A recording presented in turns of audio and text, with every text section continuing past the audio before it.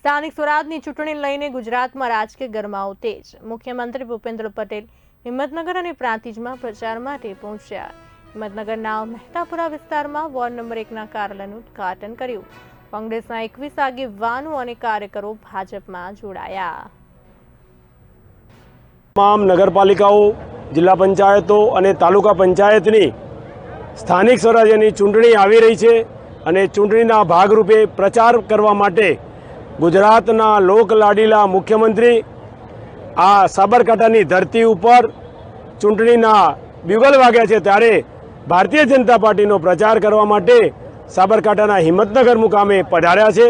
આજે વિવિધ ક્ષેત્રોના સહકારના લોકો, સમાજના આગેવાનો તથા સાથે સાથે વોર્ડ નંબર 1ના હિંમતનગર નગરપાલિકાના ઉદ્ઘાટનના પ્રસંગે પણ મિની જાહેર સભામાં માનનીય આદરણીય મુખ્યમંત્રીશ્રીએ ખૂબ ઉમળકાભેર અમારા કાર્યકર્તાઓને મળ્યા, પ્રજાની વચ્ચે ગયા અને ખૂબ સારા વાતાવરણની અંદર મુખ્યમંત્રીશ્રીએ આજે ખૂબ સુંદર વક્તવ્ય અહીંયા આપ્યું છે। આજે કયા કયા કાર્યક્રમો યોજવામાં આવ્યા હતા ટોટલ?